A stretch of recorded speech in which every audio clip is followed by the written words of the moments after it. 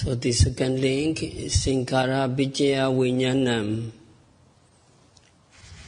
In this link between Sankhara and Vijnana, Sankhara belong to one life and the Vijnana belong to another life.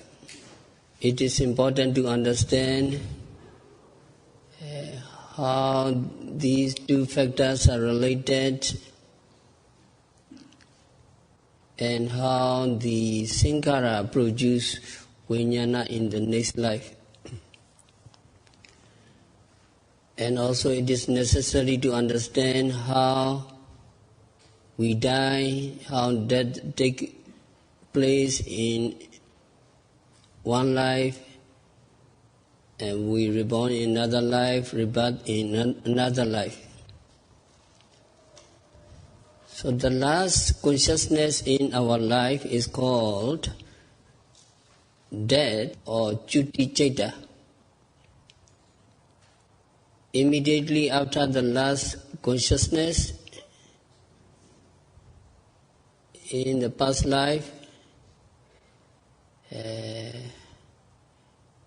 there arises the first consciousness called Paticcasamuppāda Chaita, relinking consciousness in our mother womb in this present life. So we need to understand the process of Chuti and Paticcasamuppāda, death and rebirth correctly. If we do not understand correctly, we may fall into a wrong view that when we die, a physical body ceases, but a kind of soul continue to move to another life, another place or another body, like a man moving from one house to another. In this way, we may fall into the wrong view of an everlasting soul that moves from one life to another. This kind of wrong view is called eternalist, Sasata deity. Another view is Ocheta deity. If there is no permanent entity,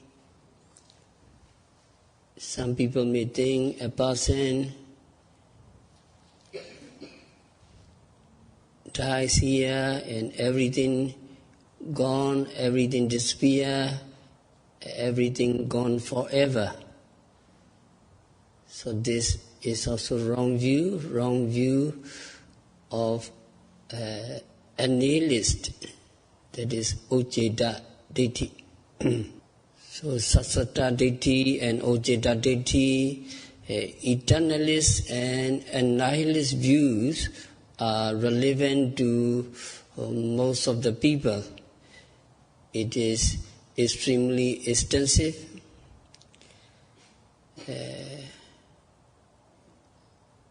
Even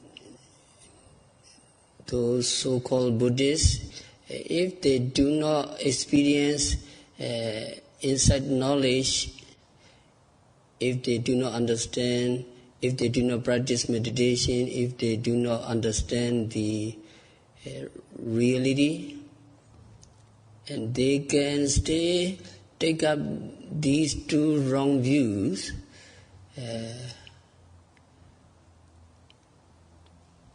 even if it is not all the time, sometimes they can fall into these wrong views. But among Buddhists, the difference is that they believe and accept the Buddha's teaching. They believe that there is only Namarupa, there is only psychophysical process. The mind matter process only exists, and there is no soul, there is no self. They believe. Although they may not be free from these wrong views yet, they will not adhere, they will not cling to these wrong views strongly. So it will not become a danger to realizing Megaphala, path and fruition. So that is very fortunate, there is special characteristics among Buddhists. So even if Buddhists don't know about death and rebirth, they don't know about samsara very well previously, they can still practice meditation. If they practice, after they come to know according to the reality, while practicing, they can be totally free from these wrong views. There was some Mahathera, Venerable Chanda,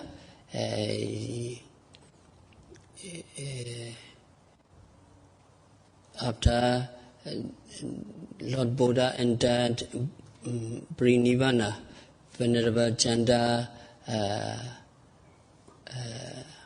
practiced Vipassana meditation. He could not progress in his practice because he still had clinging to the wrong views of self, atta, deity. So at this time, since he listened to the discourse on Paticcasamuppāda, dependent origination, given by Venerable Ananda, and he understood and practiced, and finally he became free from the wrong view of self. Later he realized Arahaship, Arahata Megaphala. So it is very fortunate if you believe Buddha teaching. If you believe what Buddha teach is right, Buddha teaching is correct, although you do not yet know about death and rebirth very clearly, although you are not free from these wrong views, you should not worry at all. You should not criticize. You should simply practice meditation. And then you will see for yourself that Chuti and Bodhisattva, the death and rebirth. And after your understanding becomes clear by yourself, you can become free from these wrong views. Some people do not know much about Chuti and Bodhisattva, death and rebirth, and they are deluded or they have a nihilist belief, and they still able to ask question. After death, is there still another life? So they ask this question. After death, is there still another life. So concerning this question of whether there is still life after death, the view that life exists before death is obvious. So what does it mean that life exists before death? It means that a self or soul exists. So according to materialism, although they say that they do not cling to the view of self, the belief that a person exists before death is still the belief in self or soul. So it is difficult to answer this question of belief in self from the point of view of Buddhism. If you answer that life still exists after death, it supports the belief in self and eternalist belief. So it is not suitable to answer that there is totally nothing after death. So Lord Buddha did not answer this question. After death, is there still another life? Buddha did not answer. And Buddha left that question. Furthermore, it is difficult to explain to ordinary people by showing proof or evidence. It is difficult to explain. So for those who have attained supernormal powers, it is possible for them to explain it. If they show two lives, if they show the Deva realms, hell realms, and hungry ghost realms, etc., with their powers, so it may be possible. So Buddha did not answer the kinds of question, and Buddha taught practically. He taught that if mental defilements, if kilesa are not extinguished, then after the old life cease, a new life of physical and mental aggregate will arise and continue without a pause. So Buddha taught practically in this way. So more practical way is the practice vipassana and see yourself. After practicing vipassana meditation, you reach knowledge of conditionality, that is, you know the cause and effect relationship, Picaya Brega Jnana, and understanding Chuti and Paticcasamuppāda, death and rebirth to some extent. So at that time the problem of life may become clarified. So it will become even more clear when Sammasana Jnana, Udyabhya Jnana, knowledge of arising and passing away, and Bhanga Jnana, knowledge of dissolution, when you reach, it is more clear. Why? Because when these insights are reached, you can clearly experience for yourself with your own knowledge how the units of consciousness arise, link one by one without a break. So after seeing this and comparing with your present experience, yogi will be able to accept. The last moment of death is similar to the consciousness which continually disappear during practice. The arising of a new life is the same as the mind moments which are ever newly arising with each noting. While noting now, just like how when the previous consciousness ceases, the next unit of consciousness immediately arises.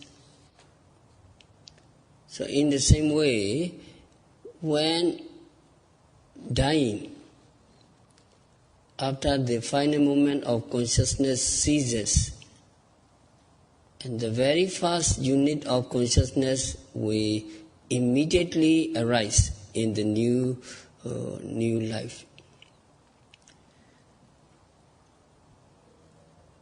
But there is vipassana knowledge. The knowledge from vipassana insight is not yet stable and firm. This understanding can disappear at a later time.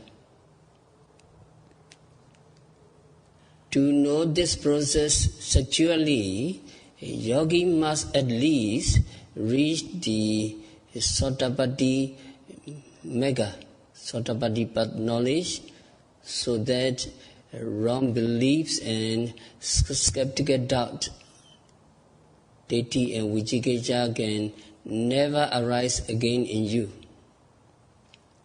So only then this understanding will become definite and secure. So teachers always encourage you to practice until you reach the Sotapaddi Mega Phala.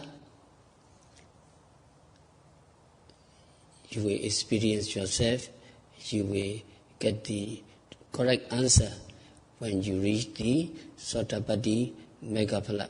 If you practice diligently, you can experience this when you reach the knowledge of arising and passing away. When the previous consciousness ceases, the following consciousness arises, dependent on it afterwards. And you can clearly experience how it begins, just like seeing someone appear through a window. Then you can clearly experience how this consciousness ceases, just like a flame that is extinguished. After seeing the continuous arising of one mind after another, yogi can understand. Yogi come to understand Juti and Paticcasamuppāda. Dying is not just the death of one solid physical body. Dying is the disappearance. Dying is like the disappearance of one of the unit consciousness. Paticcasamuppāda rebirth is not the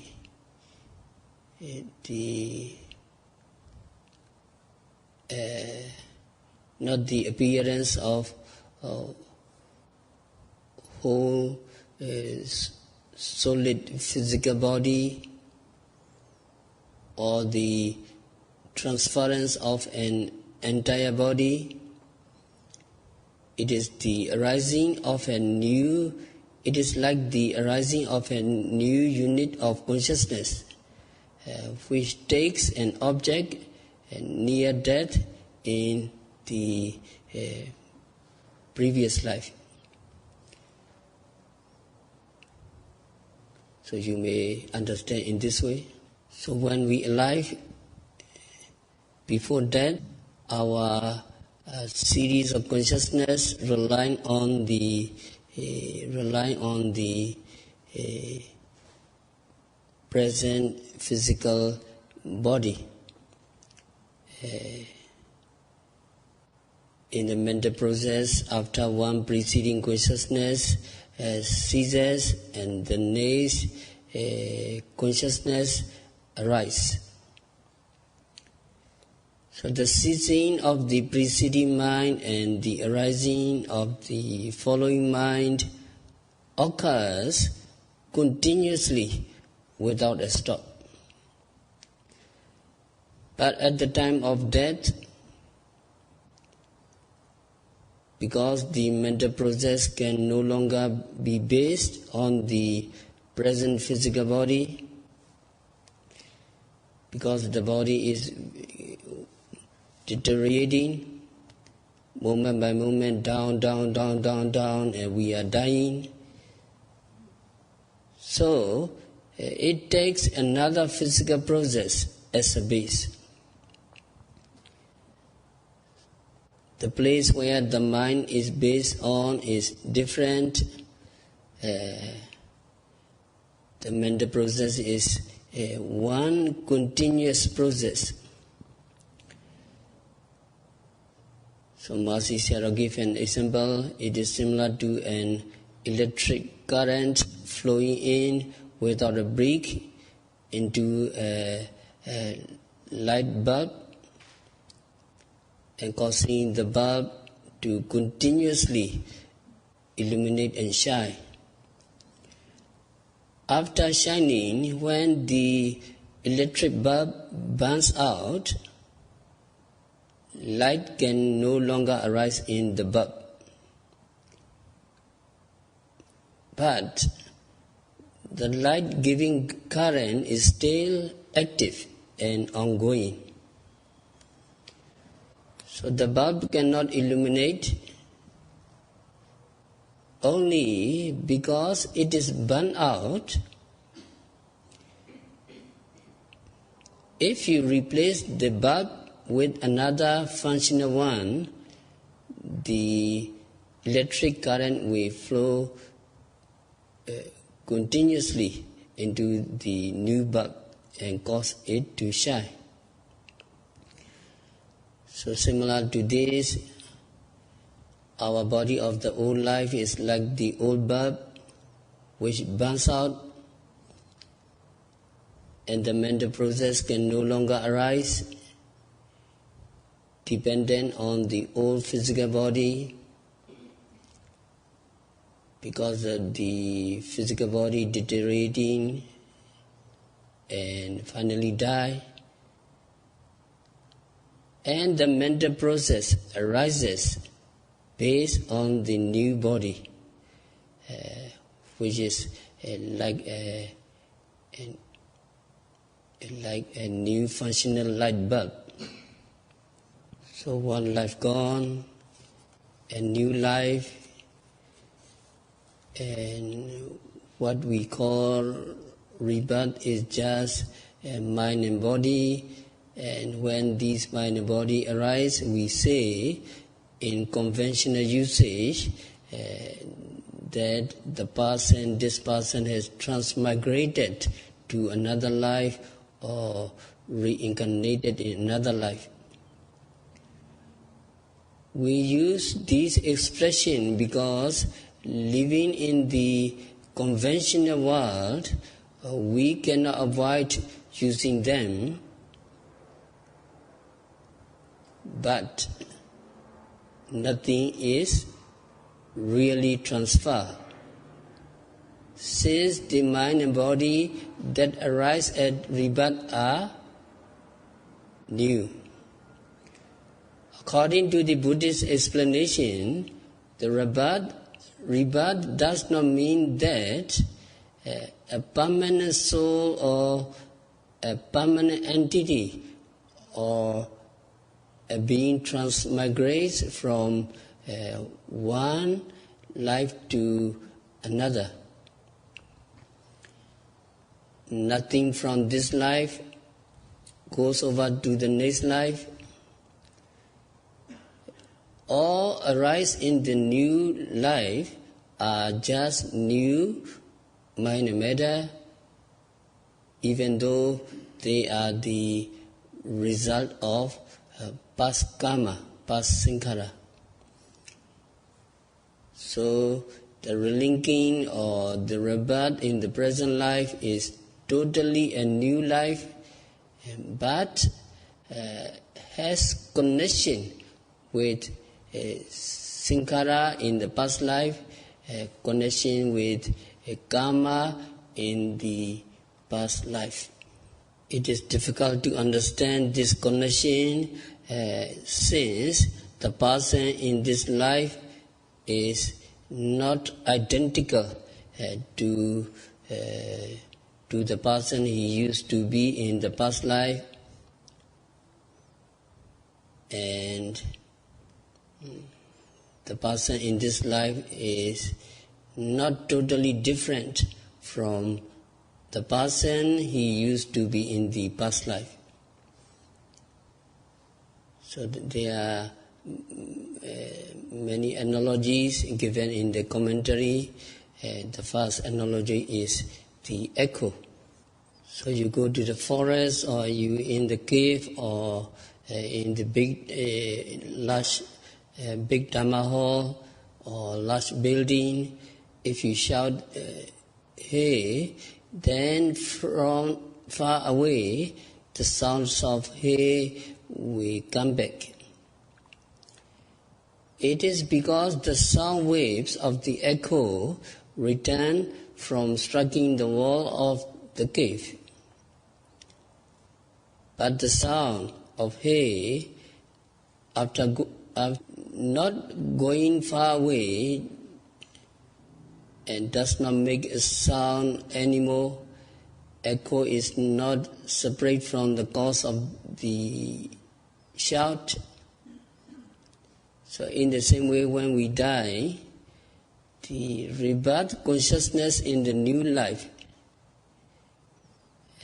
does not transfer from the consciousness of the old life.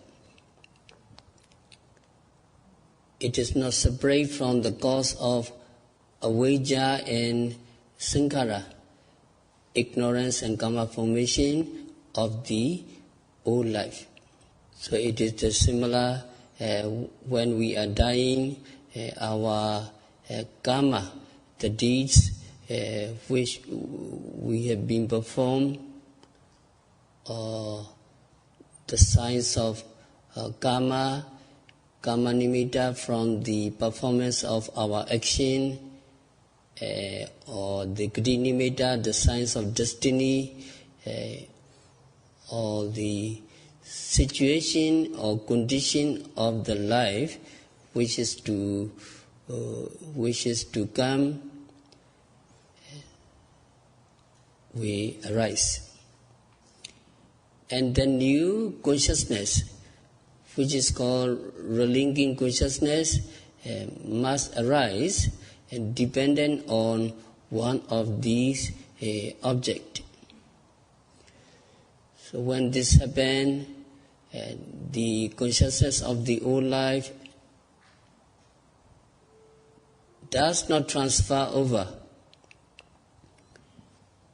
but when we are dying, after taking an object which arises at the moment of death, a new consciousness must arise due to the cause of avijja and sankhara, ignorance and karma formation of the previous life.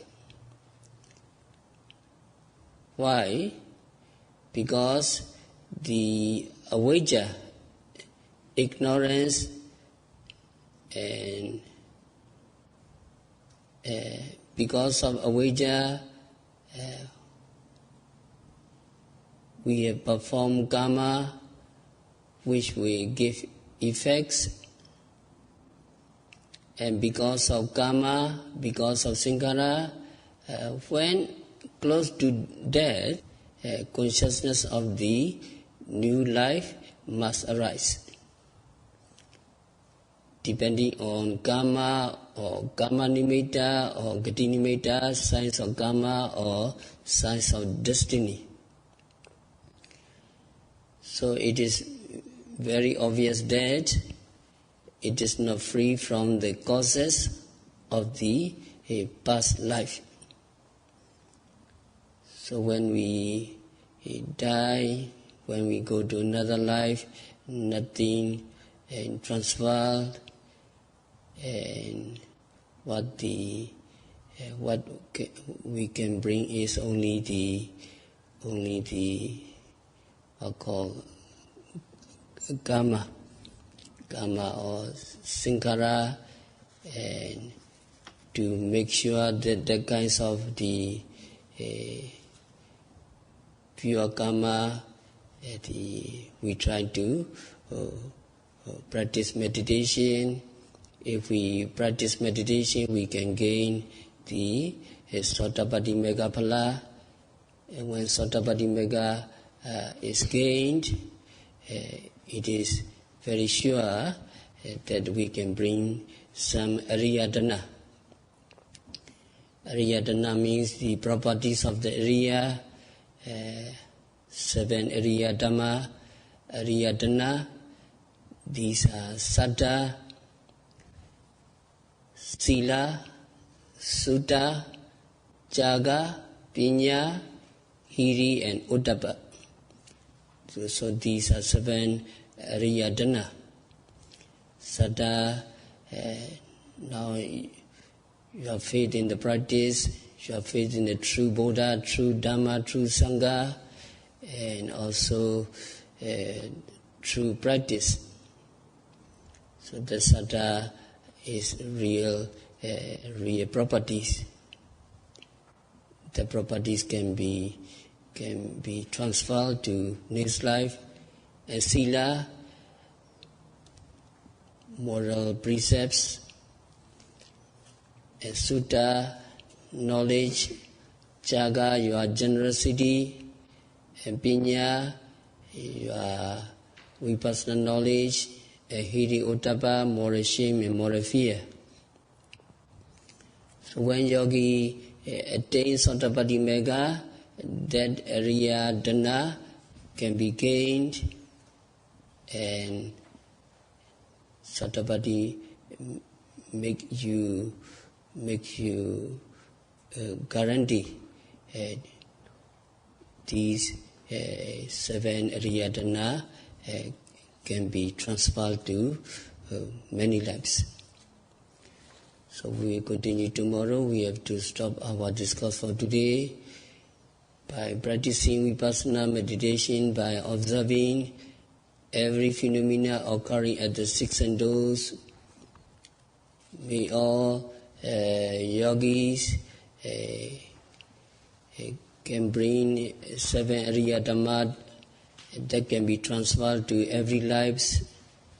May all yogis be liberated from all suffering. May all yogis realize the real peace in the very near future. Sadhu, sadhu.